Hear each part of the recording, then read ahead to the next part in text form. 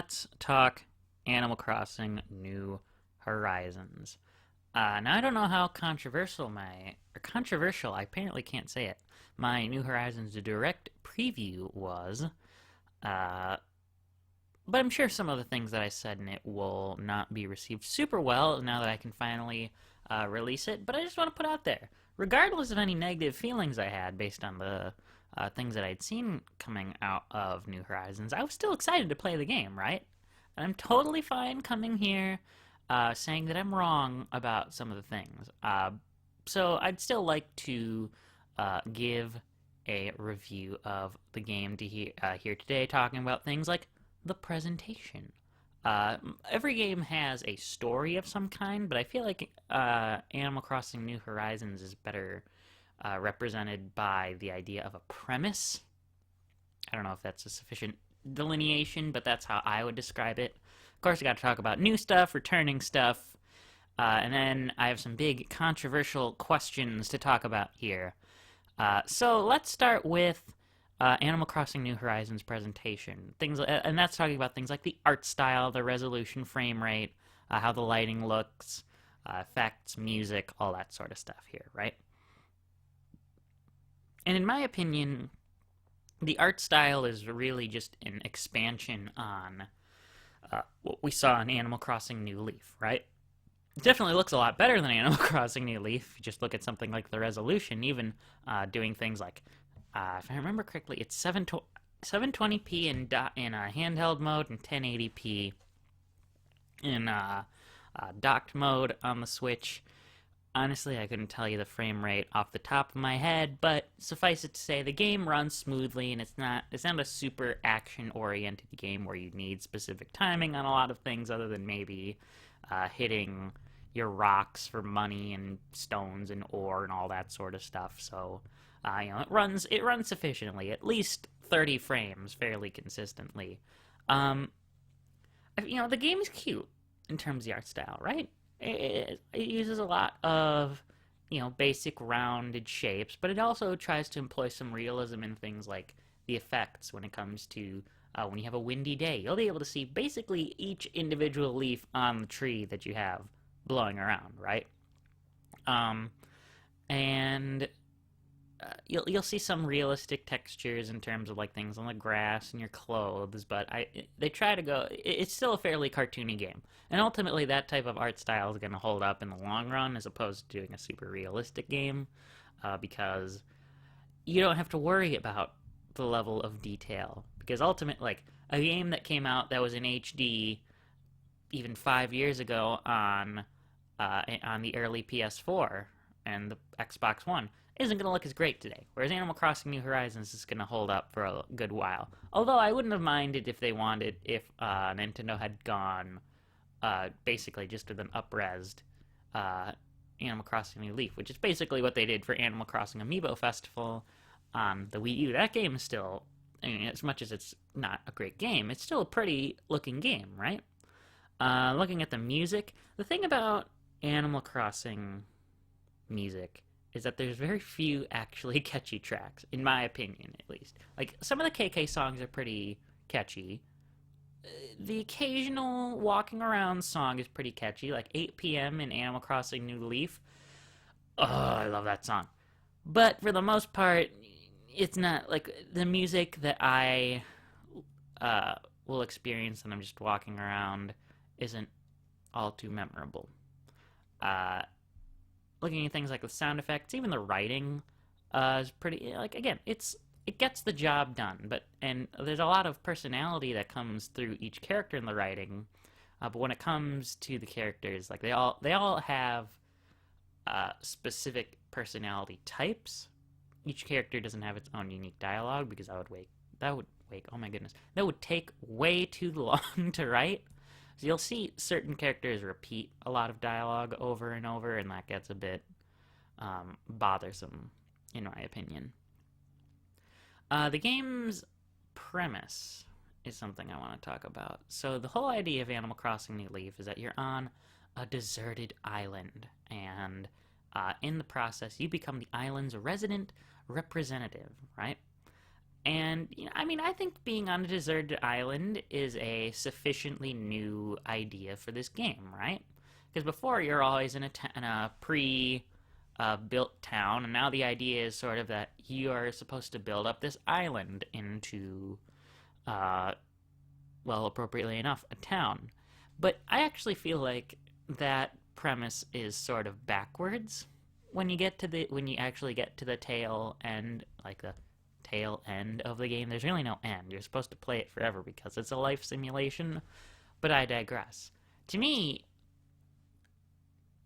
I think the idea of being on a deserted island is great until you're able to do all of the new things, like build from an island tent into a town hall and get a bunch of shops on the island, and even like clean up all the weeds all the time and make it a super clean, pretty looking place because, well, then you're not on a deserted island anymore.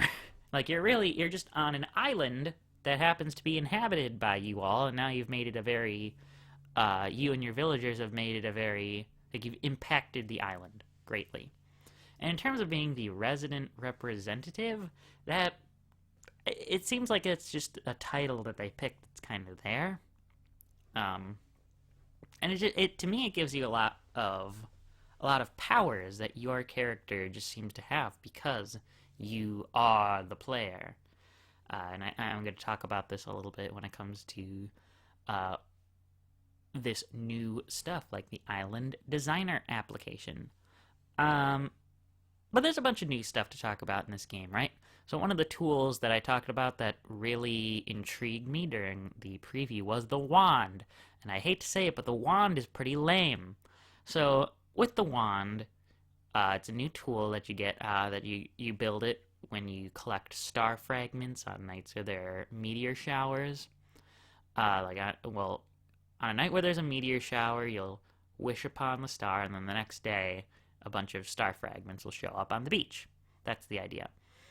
And with a large star fragment and a couple of regular star fragments, you can craft a wand.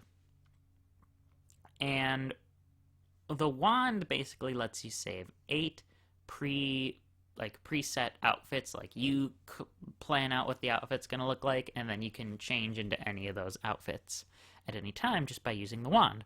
Here's the problem, right? If you have a wand outfit on, you can't edit it when you get new clothes from, say, the Able Sisters, or if you just go to your closet and you're like, I think I don't want to change like the whole outfit, but I just want to like put on a different hat. You can't do that if you're wearing a wand outfit. So you have to go out, take off the wand outfit, then go into the menu to edit the wand outfits, and then maybe you'll want to go ahead and change it later back to something else anyway, or what you had originally. Instead of just being able to change the one piece when you go to your closet. So the wand item as a feature, kind of lame. New tools, you have the ladder and the pole vaulting stick, which are the only 2 tools that can't break.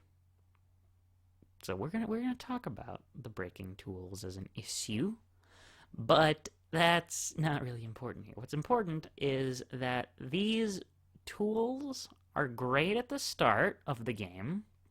And you get the ladder to climb up cliffs, and you have the pole vault to jump across the river to the other side.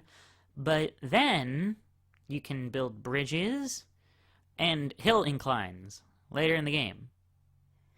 So those tools basically become useless as long as you put bridges in pretty convenient spots. It's like, it's not like I say they're useless, but they're not completely useless, because sometimes you just want to get across the river at a specific spot instead of having to run all the way across the bridge, right? But if you get to place the bridges because you're the resident representative, and you have to fund them all, right?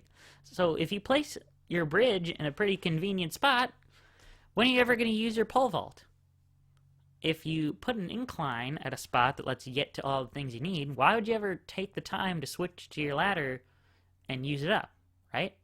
So these tools are great ideas, but they end up being half-baked because ultimately the game still wants to fall back on these old design options of bridges and inclines, which they're way more convenient, and I totally understand wanting to put that in the game, right? And I think they're good, but they lose their utility too early in the game, in my opinion. Another new feature for New Horizons, and this is gonna sound silly as it's just a little thing, is that you can put furniture items outside. So you could put a rocking chair out in a field for whatever reason. And it may sound silly because you'd think you weren't able to do that before.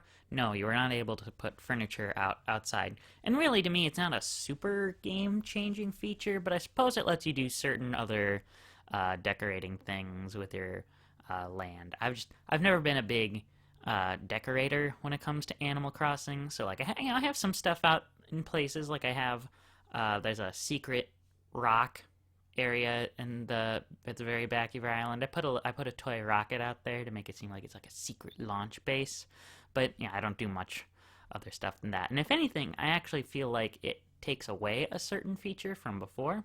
So in Animal Crossing New Leaf, you had public works projects, which are just basically like giant special items that you were able to put outside and that you were able to fund, including the bridges that I talked about when talking about these new tools here.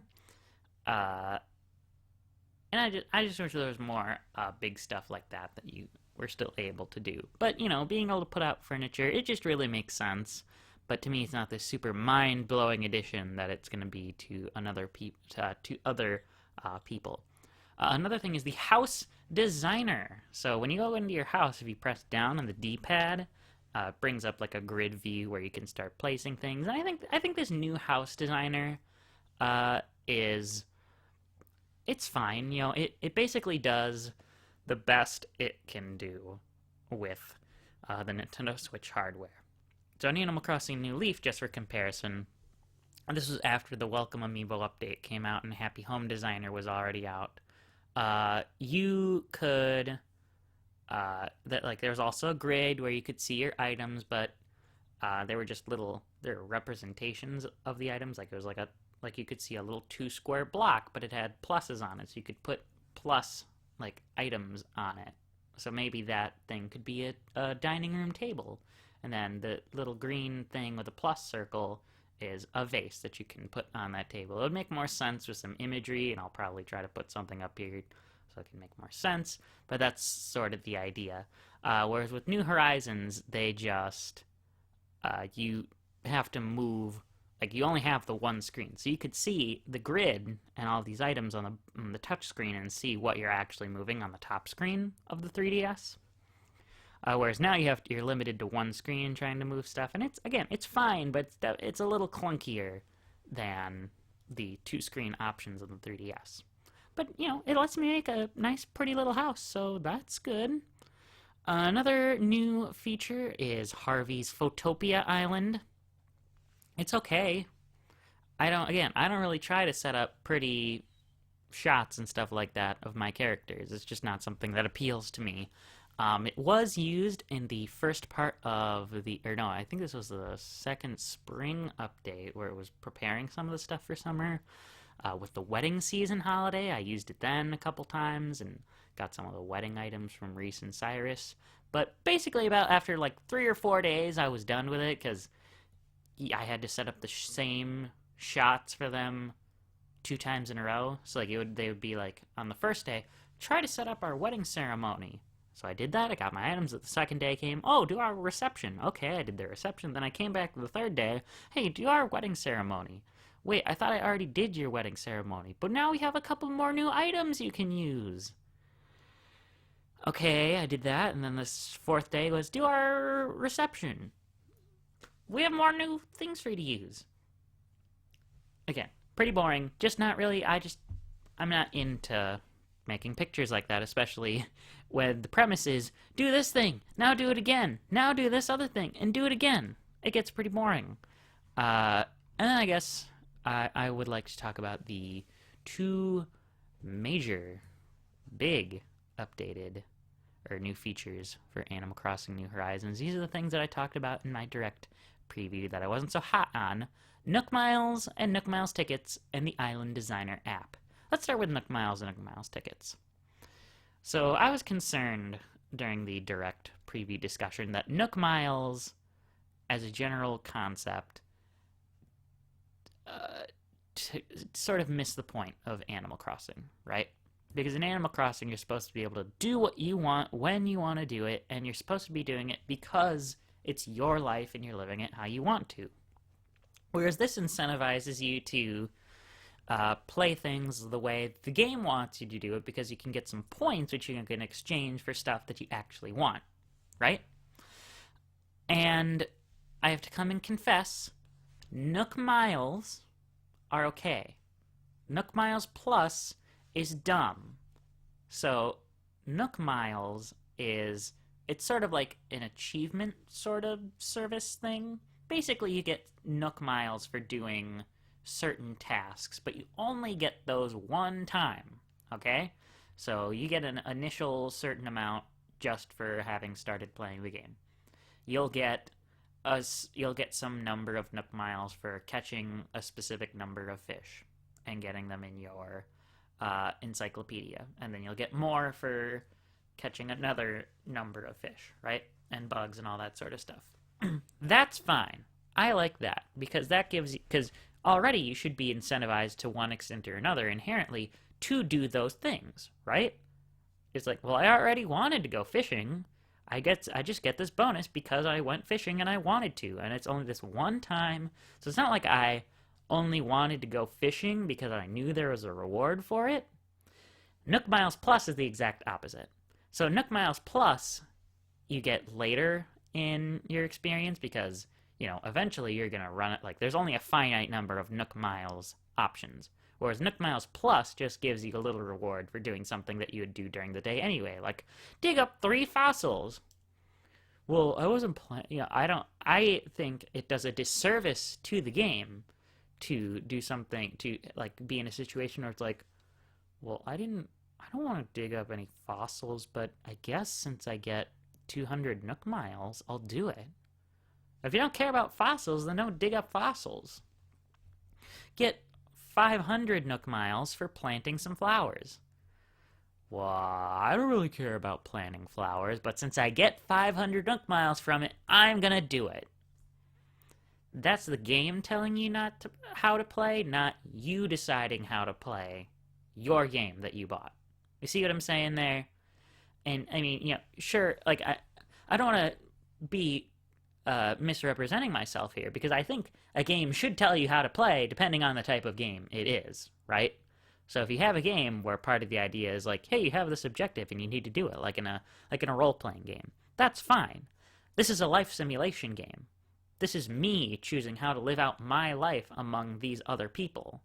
So telling me, hey, like a carrot on a stick, you'll get this thing here if you're willing to do this thing that I'm telling you to, that does a disservice to the player, in my opinion. The Nook Miles tickets are rewards that you can get for spending Nook Miles. You go to Mystery Islands, which in my opinion are also extremely lame. Because essentially they're just like, you'll get a totally random island that you'll travel to for a certain number of miles, right? And you could maybe get, like, a super exciting, amazing island that, like, when you go fishing in the ocean, all you get are sharks and you make a ton of money off of it. Or you could get an island where you just have a ton of coconut trees all over the place. And you'll make a little bit of money and only have a little bit of fun. And maybe you'll meet a new villager to bring to your island back. Which is fine, but I prefer in Animal Crossing New Leaf the Tortimer Island, actually, for a couple of reasons here. First off, in Tortimer Island, you had these island tours that you could go on. So you could go ahead and do these other mini games while you're there instead of just hanging out on the island doing whatever you wanted. But the other thing that I liked about Tortimer Island is that you were guaranteed to come back with something good for your experience. So maybe it was the fact that, oh man, it's winter in town right now, and I want to get some of these summer items that I can't get. Well, in Tortimer Island, it's summertime all around. So I'm missing these like diving creatures that I can't get right now in the winter. I'll just go to Tortimer Island and get those summer ones that I'm missing. Right? You can help complete your catalog. If you if you rent a bug net, you're guaranteed to get specific bugs to show up on the trees that happen to be worth a lot of bells because they're only available in the summer. And even if no matter what time of year it is, if it's at night, you're always going to have that. So that's like, there's an inherent value to you in to want to go to Tortimer Island. Like, you get this extrinsic reward for it, sure, but you always have the intrinsic goal of making more money. And if you want to go there because you specifically want to make more money, right? And plus it's just fun to catch these bugs that you are like super hard, right? That just happen to get you a lot of money. The other big controversial thing, in my opinion, is the Island Designer application, which comes in two forms. You have designing paths and terraforming, meaning that you can like literally build dirt structures or make waterfalls and change the direction of the river and stuff. I have had this app probably for a couple months now, and I have never once opened it.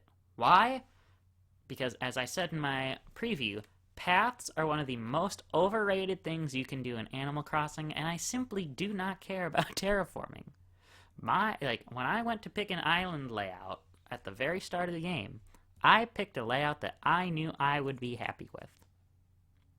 And, sure, there may be some areas that would be inconvenient, but as long as I put up bridges and I put up inclines that are sufficient, I don't really need to, change the river's direction so that I can get to this place more easily.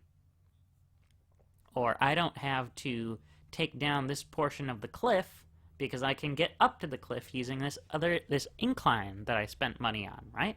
That I spent bells on, I should say. Money is in Animal Crossing's own money.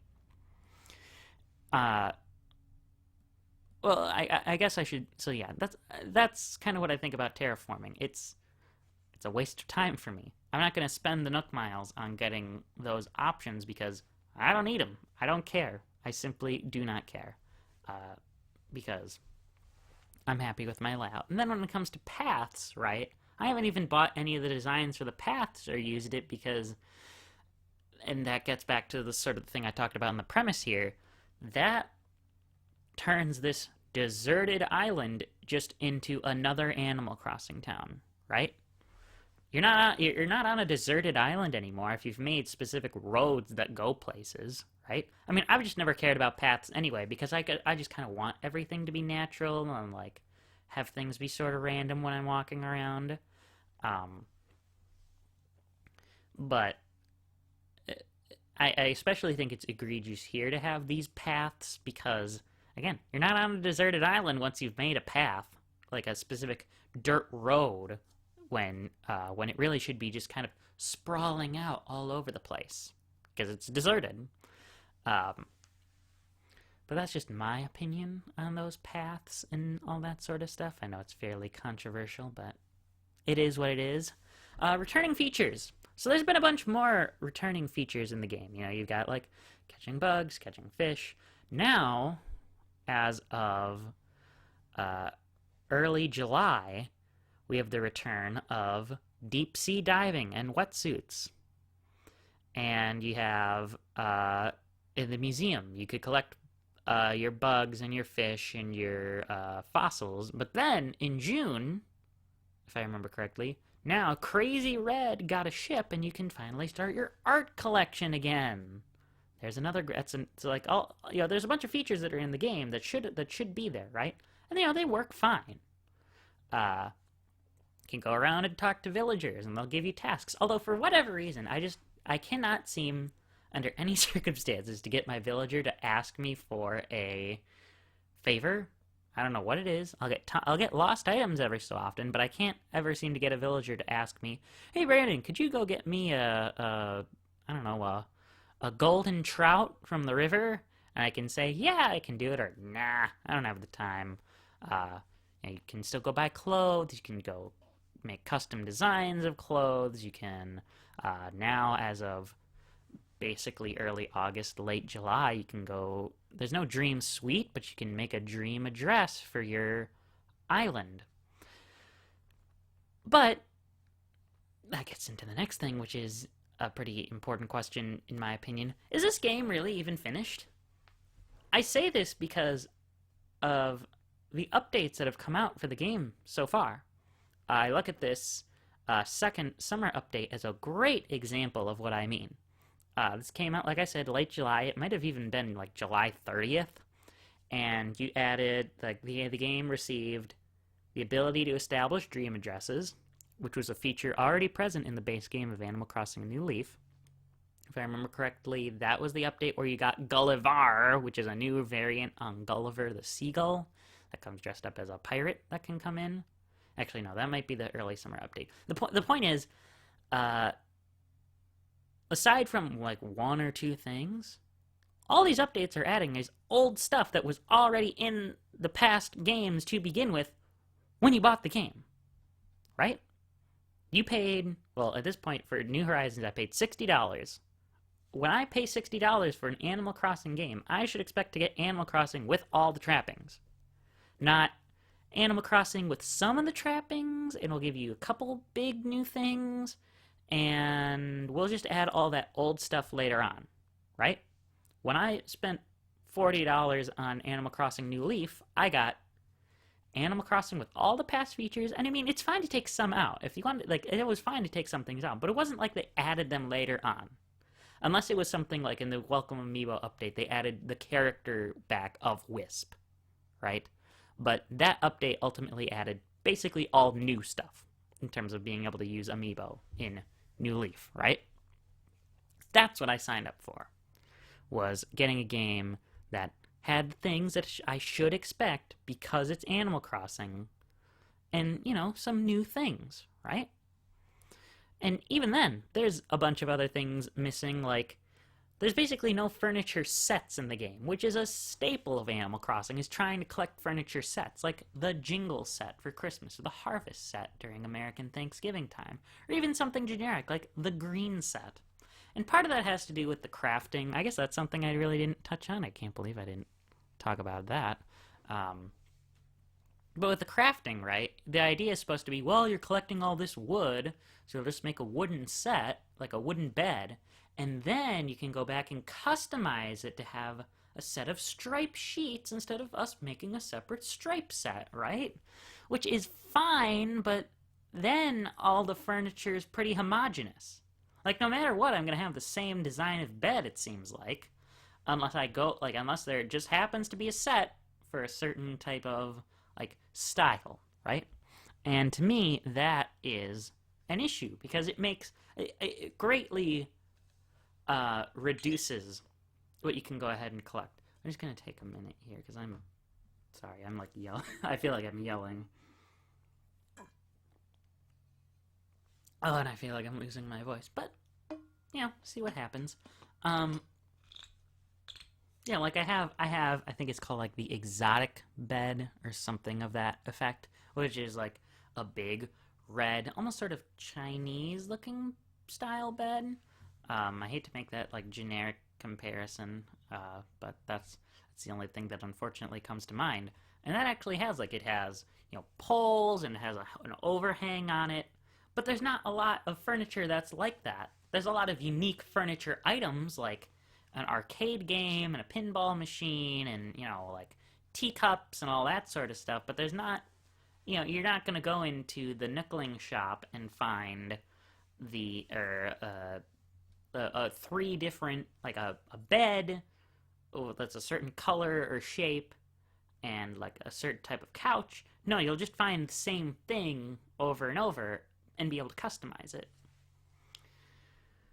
So that pretty much covers my thoughts on the game. I'm gonna give full disclosure here. The review in the Creative Outlet bonus, now that I'm like super trying to push it, but it's significantly better than what I had to say here. If only because I can genuinely, like, you know, I've had these notes for a very long time, and I genuinely, with some of the short little notes I had here, can't remember a lot of what I wanted to say. I do have one other point of like what would I want to change, add, or get rid of. Change. The big one is just if there is something that was already in the series, it should have been in the game from the start. That's the big change. What would I add? I really can't think of a lot of things that I would want to add to New Horizons. Maybe more unique tasks for villagers to give you, since I just can't seem to get any. And in terms of what to get rid of, I could take or leave the island designer. I know a lot of people love it, but I don't really need it. I could personally get rid of it and be happy. But ultimately, I have to say I still like Animal Crossing New Horizons. It's a sufficient game. I've gotten my $60 out of it, but it is still far from my game of the year because of the many issues that I have seen with it. So, let's go on to a bit more serious, important, and pressing topic for topic number 2. Should we be going back physically to